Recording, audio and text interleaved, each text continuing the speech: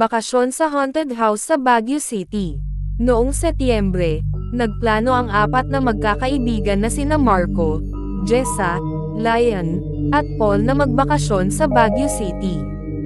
Gusto nilang makatakas muna sa stress ng Maynila, puro trabaho, puro problema.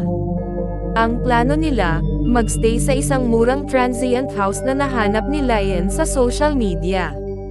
Ang nakalagay sa post, cozy old house near Baguio Botanical Garden, mura at kumpleto sa amenities. Nagmukha itong perpekto, malaki ang bahay, may 2 palapag, at sobrang mura kumpara sa ibang inuupahan. Wala silang ideya kung bakit tila walang ibang gustong tumira roon. Ang pagdating nila sa Baguio, malamig ang hangin, medyo makulimlim. Paglapit nila sa bahay, agad nilang napansin na may kakaibang aura ito. Malaki ang lumang bahay, gawa sa kahoy, may malalaking bintanang salamin na tila laging nakamasid. Ang bakod ay may mga lumang bakal na kalawangin na parang matagal nang hindi naalagaan. Ang mura nga, pero creepy naman, biro ni Paul habang binubuksan ang gate. Ngumiti si Jessa pero halatang kinakabahan. Huwag kang magbiro ng ganyan, baka may multo nga dito. Pagpasok nila, malamig na malamig ang loob, parang mas malamig kaysa sa labas.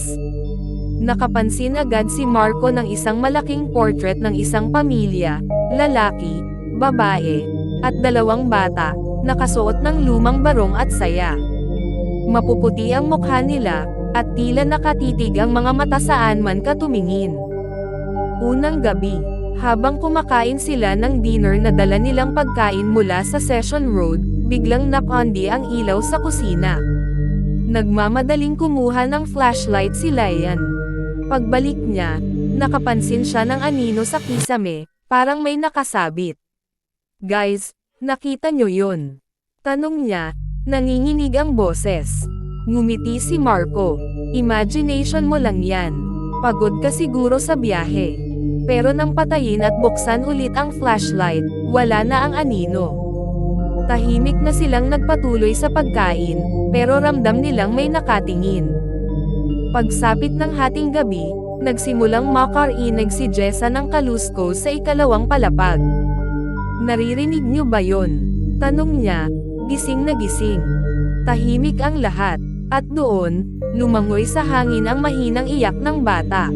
2 araw. Kinabukasan, nagpasyang gumala muna sila sa Burnham Park at Mines View. Pero habang kumakain sila ng strawberry taho, napansin ni Paul na may matandang babae na nakatingin sa kanila mula sa malayo. Hindi ito kumukurap, nakasuot ng itim na borrowed saya. Nang lumapit siya para tingnan, bigla na lang itong nawala.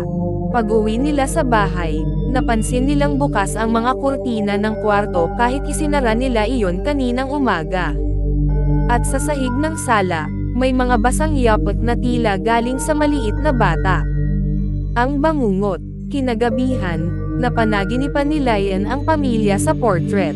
Nakaupo sila sa dining table, duguan ang kanilang mga damit. Ang batang lalaki ay nakangiti sa kanya habang hawak ang isang kutsilyo. Nagising siya nang maramdaman niyang may malamig na hininga sa kanyang batok, pero paglingon niya, wala naman.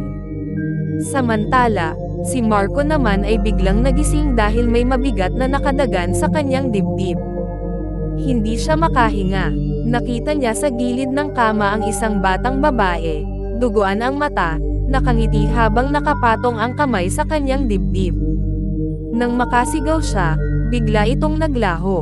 Ang katotohanan. Kinabukasan, tinanong nila ang caretaker na si Mang Ben tungkol sa kasaysayan ng bahay. Dati raw, isang pamilyang mayamang Ilocano ang nakatira roon noong dekada 2070. Ngunit isang gabi, ninakawan ang bahay. Pinatay ang buong pamilya, hiniwa ang leeg ng mag-asawa, at pinaglaruan ang mga bata bago sila tinapos. Simula noon, wala nang tumagal na umupa sa bahay. Nakikita nila yung mga bata, at naririnig ang iyak tuwing gabi, bulong ni Mang Ben. Ang huling gabi, gusto na sana nilang umalis agad, pero gabi na at walang available na hotel. Kaya nagpasya silang magpalipas ng isa pang gabi. Pagsapit ng 2:00 ng umaga, sabay-sabay silang nagising. Lahat ng ilaw sa bahay ay nagbukas at nagpatay sindi. Bumukas ang pinto ng kwarto, at lumabas ang mga batang duguan, nakangiti, hawak-hawak ang mga laruan na may mantsa ng dugo. Mula sa itaas ng hagdan, bumaba ang mag-asawa mula sa portrait. Mapatla, duguan, at may mga hiwa sa leeg. Hindi kayo makakaalis, bulong ng babae, habang ang lalaki ay may hawak na itak. Nagsisigaw ang apat at nagtakbuhan palabas ng bahay. Sa labas, nagyayelo ang kanilang pakiramdam, pero kahit nasa kalsada na sila, naririnig pa rin nila ang iyak ng mga bata at ang kaluskos ng mga yapak na sumusunod. Nang makaalis sila kinabukasan, nalaman nilang matagal nang tinanggal ang listang ng bahay online. Pero sa mga litrato nila sa cellphone, may isang selfie sila sa sala kung saan kitang-kita sa likod nila ang buong pamilyang nakangiti, ang parehong pamilyang nasa portrait. At sa caption na kusa raw lumitaw sa larawan. Kasama nyo na kami. Hindi na kayo makakatakas.